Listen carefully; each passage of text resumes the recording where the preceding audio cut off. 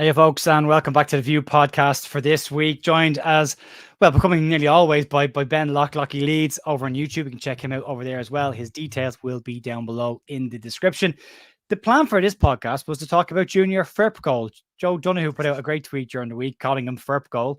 I liked it that much. I thought, let's have a talk about Junior Firpo and what is now, as far as I'm concerned, a nearly completed redemption arc. But other stuff has happened this week, and we have to get into that as well as the Sheffield United game. So we're going to go through the free agent situation and the two players that have been rumored to be around Thorpe Arch this week. The Sheffield United preview. We'll have Junior FirpGOAL conversation at some point. And Lucas Radebe will be back at Ellen Road tomorrow night for the Sheffield United game, and a little chat about the Chief and what he did at Leeds United as well. So, Locky, how are you first and foremost? I'm good, mate. I'm just ready and excited to get back into what feels like the third part of the season, given the breaks. We're actually only 10 games in. But yeah, I'm good, mate. How are you? How are you doing? Yeah, I'm not bad. Not bad. The countdown to the wedding is on Friday, 2 weeks. It's okay. Yeah, Friday, 2 weeks. So we're in the last bits of stuff, suit fitting and shoes collected today. So good to go. But outside of that, everything is good. Applying for jobs, hopefully a couple of interviews, getting back on the working ladder. So yeah, all good this week. So, but yeah, there's a lot of stuff happened, Locky. And as you said, it kind of feels like the season hasn't really gotten going because every time we feel like we're getting into a stride, an international break comes around. We've got one more international break. We've got 5 games before we get to that. Then we have one more international break, and then the next one is until after Christmas. So, we'll get past these. And then we have the March international break to cross our fingers and toes and hope everyone pulls out of every single game with our history with that international break. So, yeah, they're all hopefully will be behind us soon enough. But we're going to get into that and talk about next couple of games as well. But we want to start off with the free agent situation, because we were hoping during the press conference that Daniel Farke may give us a little bit more information on the Czech Kouyaté situation and whether he's there or whether he's not. And Football Insider putting out very dangerous comments around the player failing a medical, because if he hasn't, the slander and libel there, and they want to be very careful with that one. So there's a lot of conversation around that. But then this morning, we find out that Francis Coquelin has been linked with the club as well. And Daniel Farke in that press conference basically said he's confident of having someone in the next couple of days. So, Locky, we've got a central defensive midfielder who had a very bad injury at one point last year, an ACL injury last year, but did manage to get back and play competitively before the end of last season. Only playing one position. And we've checked Kouyaté, who can play central defensive midfield and centre back, where Daniel Farke has said we're light in both positions. What's your thoughts on both those players that have been linked so far? And of the free agents outside of Christoph Kramer, I suppose, who's out there, what are your feelings on them as options? Yeah, I think, first of all, this is just a vast experience. Both of them have. I think they're very different players, to be honest, but obviously positionally similar, but very different to me. But experience is something Farke actually mentioned as well, didn't he? Someone that can help the younger players as well. And them too, no one in the team can chat to them too when it comes to what they've done in their career or what they've experienced. So anyone like that for me would be a bonus. And yeah, look, Kouyaté is more of it. For me, he's more of a slow tempo player, very simple, very safe, decent positional awareness, all that kind of stuff. Whereas Coquelin, even at his age, I watched a game earlier, Villarreal versus Madrid, from the second to last game last season, so fairly recent. He came on in the second half. Villarreal were 4-1 down, and they drew 4-4, so he made an impact, and he was actually really good. His legs still looked like they were there. He was moving quickly. He showed a lot of energy. He was doing well. He was driving with the ball. So I think the thing with Kouyaté is there's not that sample size, really. He didn't hardly play last season. You kind of have to go back to, I think it was December or January where he got more than 45 minutes. And then you look at him going, he looks all right, but yeah, he's not got it in the legs quite as much. So they're both good players. I think they'll both help if they're both available to play. That is the key part, obviously, with injuries or if the legs are still there at that age. But both good players that I'd like and that we need, I think. But I think looking at more recent,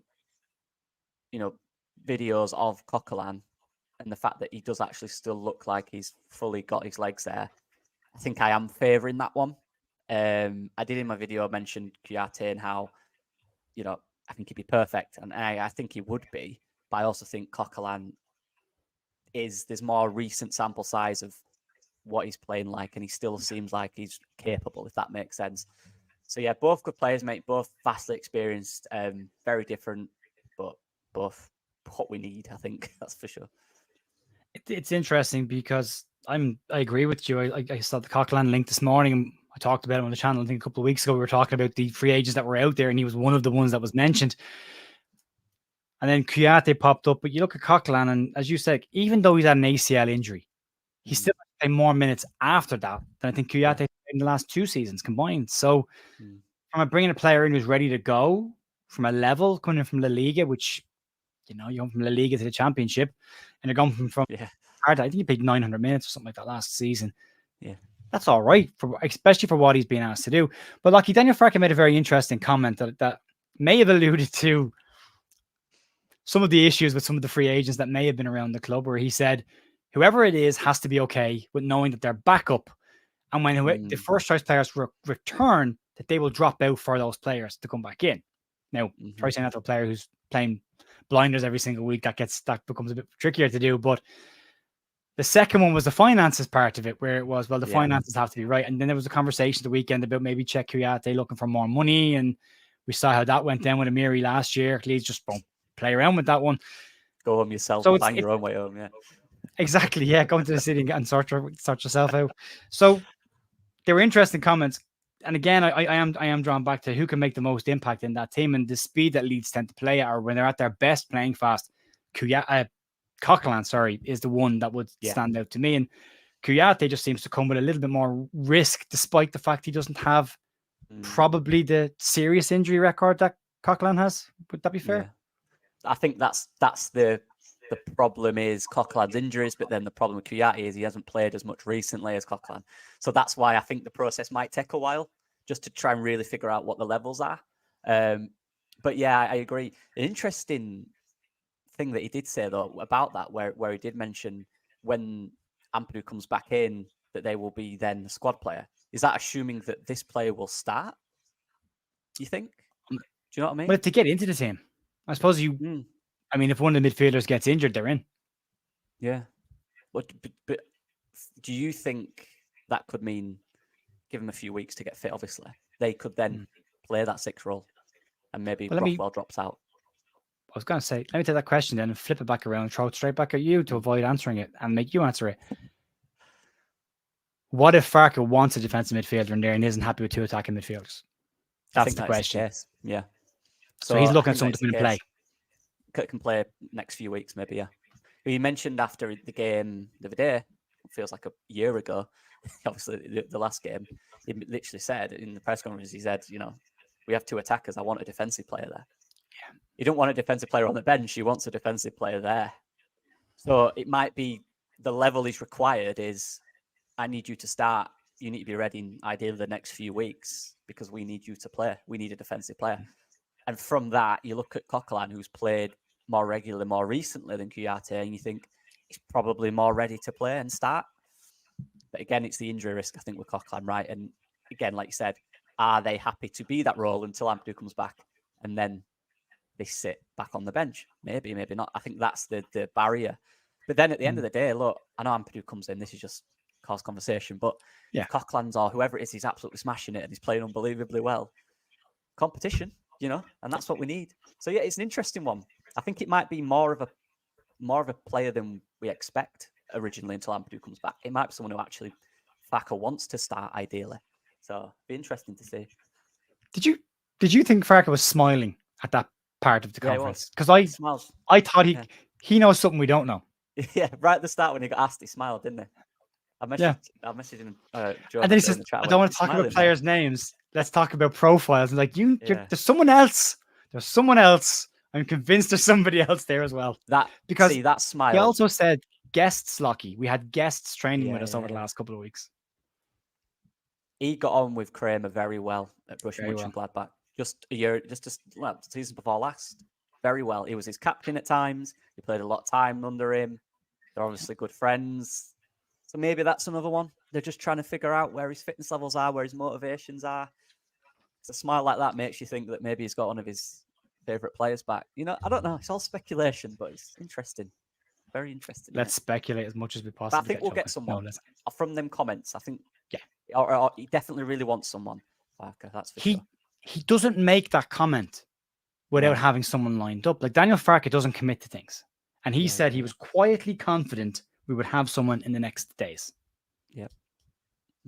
Now, the other point to this, and I said it this morning on the news, is Friday night game at Ellen Road, Sky cameras in the building, someone's in that crowd. Do not tell me the Sky cameras are not going to be going around that whole area of the East Stand and going, where is he? Where is he? Where is he? To see if a couple of faces are there. Or I'm going way back to the dark days here, and I keep finding, I said this to you a couple of weeks ago, when things are at a weird stage, you kind of get sucked in, like Munchausen syndrome. You kind of get sucked in. When Leeds were really bad and it was bad in the League One, I still loved certain players at the team, even though it was awful football. And I got a photograph with El Hadji Diouf, which I now look back on and go, God, I never really liked him that much. But at that moment, that was the only team we had to get our teeth stuck into. He turned up at Elland Road one day and was seen walking down the sideline and was then named on the bench. Had been signed as a free agent for Leeds at that point as well. So it's very possible, unlikely, but possible that you could see a Kouyaté or a Coquelin sitting on the team sheet tomorrow night on the bench. Possibly. That's how they announce it. But the unlikely. Thing is, though, like, they've been at, I think since the international break, they'd have been at Flower Park training and doing the fitness tests and getting fit. So, hey, after the game, I think next few days after the game, I think we'll have an answer to that. Who it will be? It's quite a interesting little story, you know.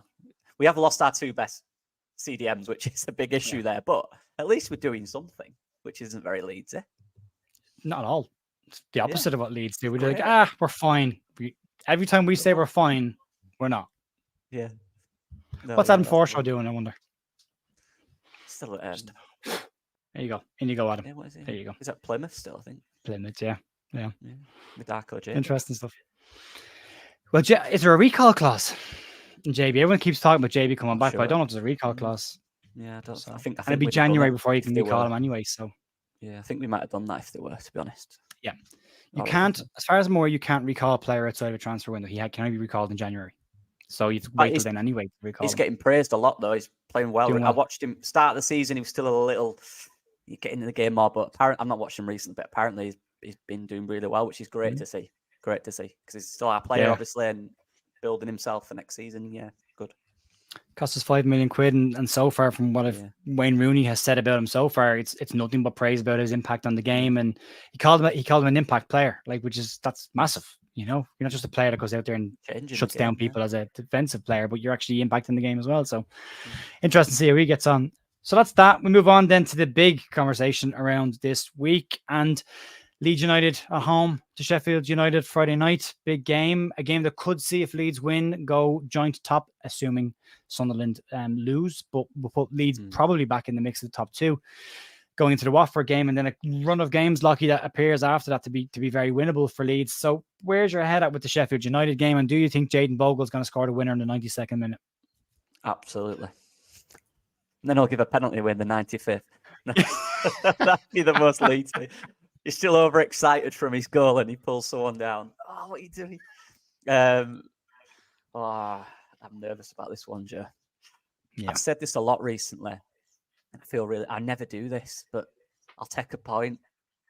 I just think it's because I genuinely believe in my brain, after this game, Watford will be tough as well. Mm-hmm. But there's a big win streak coming for Leeds that we're capable of. And I just think if we can just get through these top games, Norwich away is difficult. Sunderland away is really difficult. You know, Sheffield United's not lost this season. Will be very difficult. Like Chris Wilder, you know, it's going to be a big game for him. I want to win. I think we're capable of winning. Obviously, it's going to be so hard though. It is going to be really tough. If it's a really, really good performance, we play really well, but we do get a point, I think I'll be all right with that. If we show heart, desire, we play some good football, I'll be all right. I think they're the best defence in the league, Sheffield United as well. So if we make their defence look average, we've hardly conceded a goal this season, and we destroy them. 3 all season. There you go. So I'll have confidence if we create good chances against them. So I think I can put context to it. I don't think it's a matter of, a draw. I think if we play well and we show that we're more than capable of competing with them, I'll be very happy with that. Again, look, with the injuries as well, what team will it be? We don't know because Aronson's stay, coming off Tanaka come off a 14-hour flight. Yeah. Like 14 hours. I can't imagine sitting on a plane for 14. Mine's 3 hours. That's the longest I've been on a plane. 14 hours. So it'll be tough, mate. What do you think on it?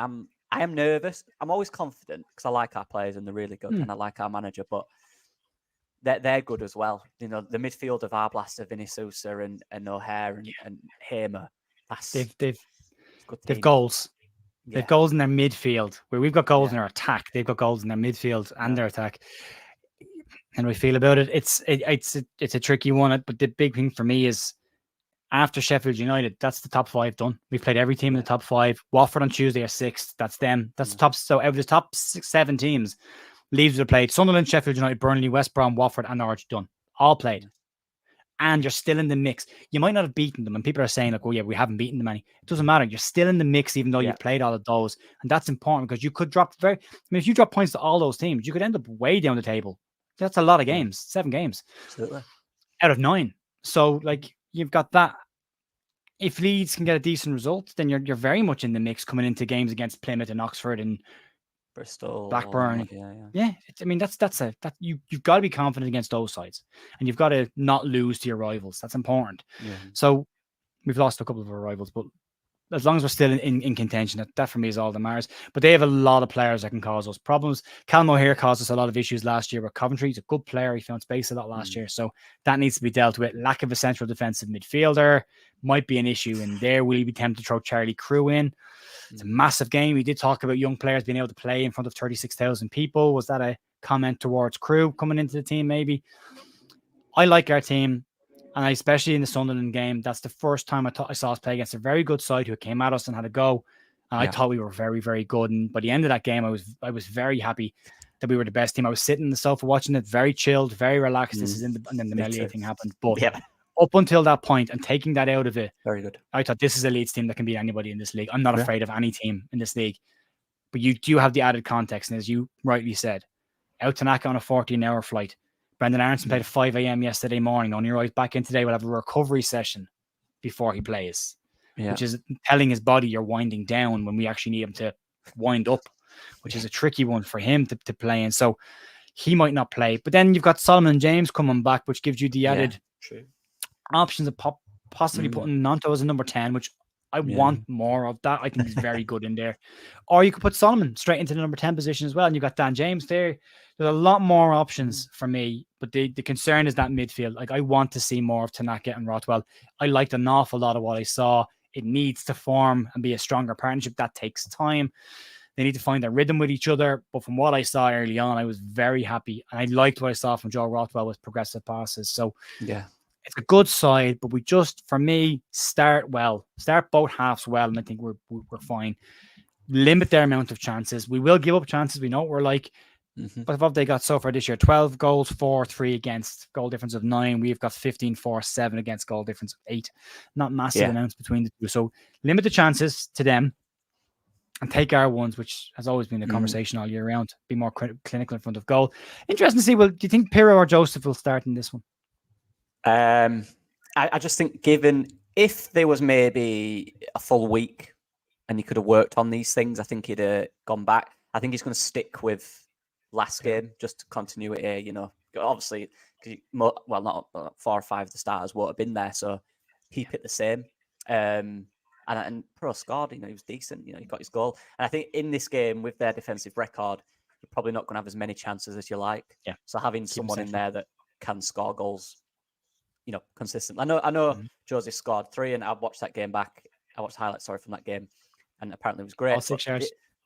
All 6 yards in the box, in there. That's great. He's missed a few of them for Leeds this season. I wish he could do that side of it for Leeds. He does everything else, let me clarify, really well. But I think Daniel Farke's fed up of us being a bit wasteful, which is why he started Pirro. I think he knows deep down that Pirro won't give you everything Joseph does, but he knows if Pirro gets a chance more than most in this type, more than any in this team, probably more than most in the league, he'll score it. And Daniel Farke likes that. He wants someone to be clinical, because everything we're doing is good. We just weren't clinical. So for that reason only, I think it might be Pirro. Look, if it's Joseph, fine, good. Let's think I've not a problem with it, as long as it works, you know. If we don't score a goal, we miss chances, you're looking and going, well, Pirro probably would have took that. But yeah, I think given the opposition, given the fact that, you know, Joseph has been away, I believe he got back quite early though. But still, keep it similar to the last game, I think. Yeah, he was rested. Is the if for his last game against Spain, they took him out. There's a lot of concern that maybe he was injured, but they've clarified that he was rested for, again, managing his load. There's no problems there for me. That makes perfect sense. I also think, Locky, the way Leeds are attacking, the style that we're playing right now, and I said this a couple of weeks ago, I believe this might actually start to suit Joel Pirou perfectly. If you can hear Tippy tapping in the background, my dog has decided to introduce herself to the room, so I'm trying to close the door and keep her out. If you look at the goal, and there's a lot more crosses coming in from Leeds this year, where last year was a lot more cutting inside and trying to play into the box, where this year there's a lot more balls getting put in around the back of the defence. Joel Pirou does very well in the last game to get between the centre-backs, make that run. It's a lovely header. He keeps making those runs, those balls keep coming in, he'll get a lot of goals. I mean, he's not 4 already this season, but I think that suits his style of play. The more direct winger and the less kind of cutting inside. So again, Solomon and James come back in there. That could suit him even more because they're likely to be players that will get balls in the box. We saw that for Joseph's goal where Solomon got the assist, and then obviously Piro's goal from last week from Nanto's assist. So I think maybe. I genuinely think Piro's movement. I know it's not is over 30 yards. I mean, his 5-meter movement in and around the box, I think it's really underrated. I think it's really good. You look at all his shots, he's creating space between him and the defender. Do you know what I mean? And Joseph is good at that. I think he's learning that. Joseph runs good beyond the last man in the box, but I think Joe Piro's good at just finding wherever that space is. And that's something obviously Matteo will learn. He's so young, you can't have it all at this level. But so tough decision for Farke, to be fair. It depends what he wants from the game. But I just think with their really good defensive record, I think he'll want someone who's very clinical. And Pirou has shown that for us this season. Yeah, I have him in our predictions videos to be our top goal scorer this season. I felt like it's made from this year under his belt. He is right now, but the season's a long way from over. So if to finish it now, I win that. Great. But we'll see. I think a second season. He's used to the place. He's used to the pressure. He's used to everything. He knows the place now. I think he'll have a very good season for us. But you got to feed him. You got to give him the ball. And I think we've got players that can do that right now. One player I want to talk about. Locky is a player that Joe Donoghue nicknamed FirpGOAL during the week, and I thought that's excellent. Please keep that forever. I love this. And the redemption arc of Junior Firpo. Today he's been linked with a possible move back to Real Betis because obviously he's in the final year of his contract. In January he can negotiate a pre-contract agreement, and we know that Betis like cheap deals from Leeds United after getting Llorente and Rocket on a cut price deal. It was always likely to pop up because that's his hometown club, and that connection has never really gone away since he's left them. They've talked about him regularly. They see him as a rotational option. He'd be seen as a first choice option for Leeds, but it's a tricky position for Leeds now. He's probably one of the first names on the team sheet, which again, go back 12 months ago. Well, sorry, go back 18 months ago. It was very unlikely.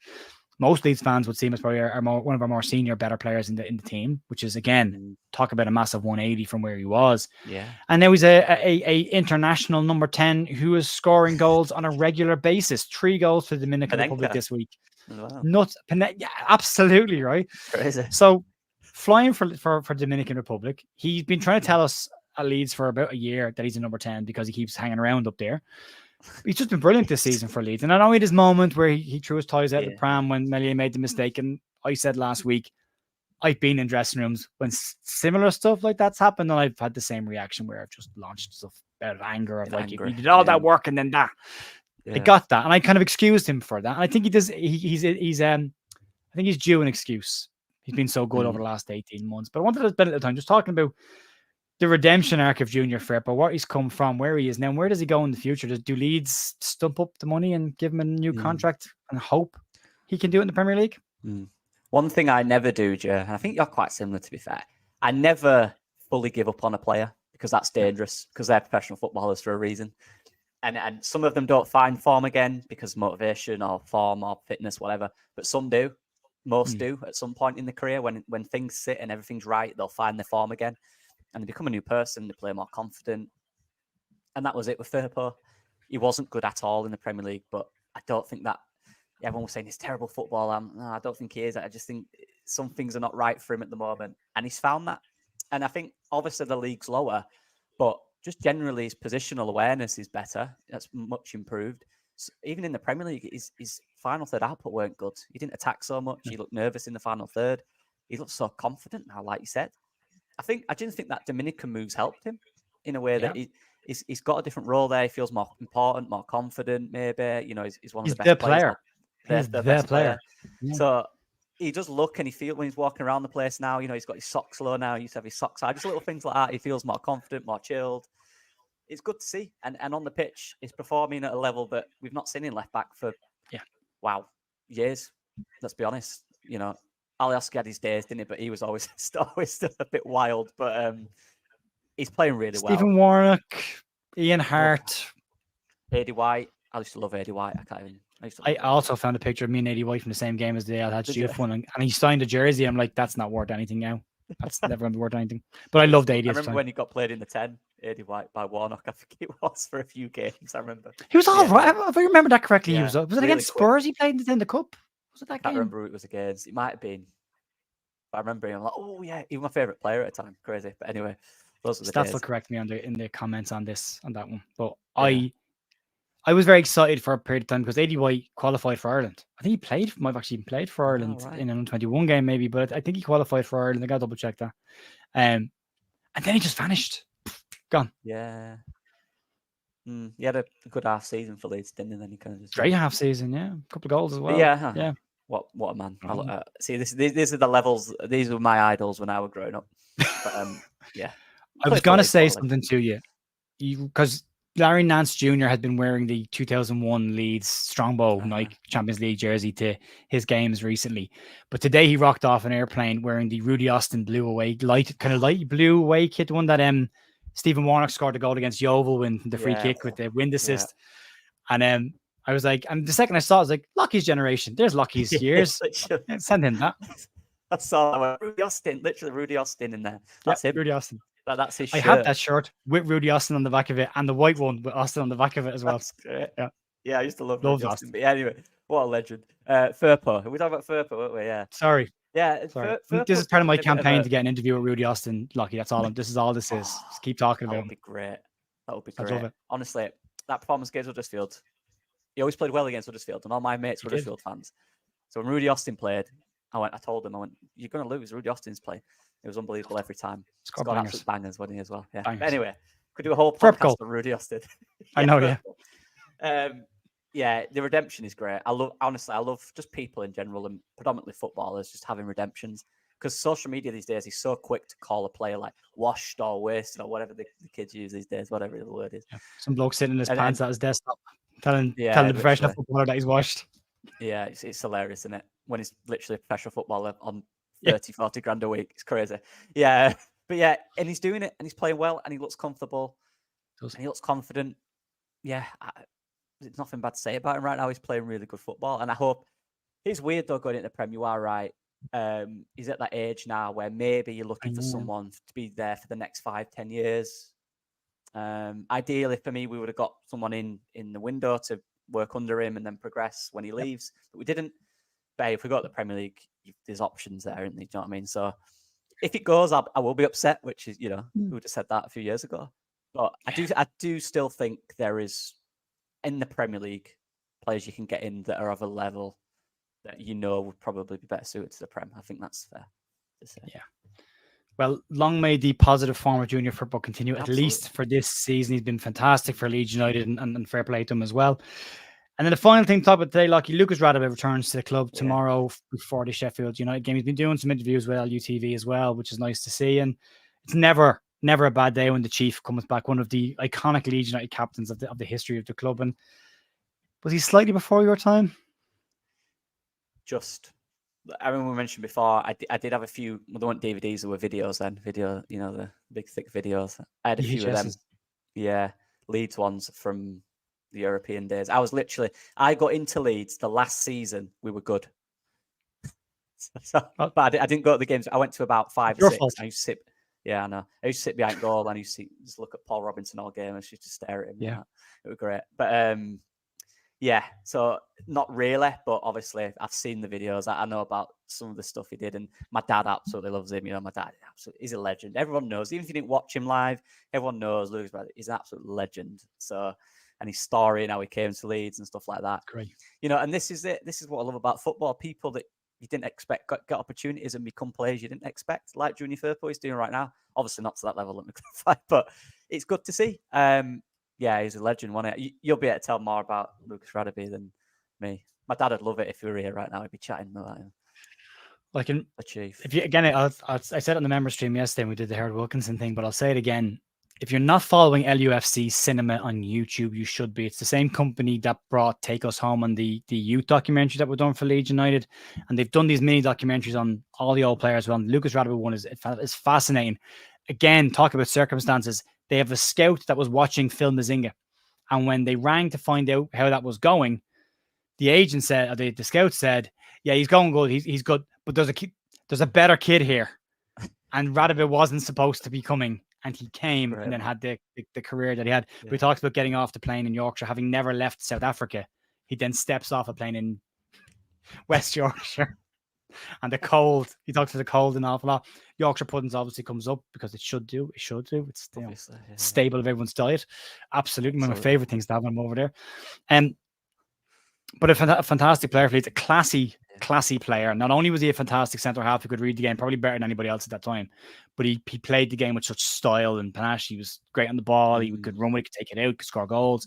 Great leader, fantastic player, and a joy to watch. And in a Leeds team at that point that I wish I had been slightly older to really appreciate, because when you're in your early 20s, you're angry all the time. So, there's lots of lots of Facebook posts about just better scrap, similar to what you see on Twitter now from young lads. So, that will change with age. But fantastic player for Leeds United. One player I absolutely loved watching and watching back again now and appreciating what he did for Leeds. So, fantastic to see him being recognised. Great. Oh, yeah, he'll be there. Is it the Sheffield United game is going to be there, right? It's tomorrow night. Yes. Yeah. Nice. Yeah, because this is it. We're playing like that. Like before, when I start, like when we're in League One, when we were doing really bad, I had all these players, but the first players I knew were players like Lucas Radebe, Alan Smith, for example. He was my favorite player. He wasn't there long when I was, but I loved him just because he was a young, cool guy who had, the blonde hair and stuff. Like blonde hair, I used to love him. Yeah, I got a letter from him once as well. It was great. Anyway, but these are the names of players that, for me, are more legendary because I never actually saw them. So you hear stories. It's all stories. You know what I mean?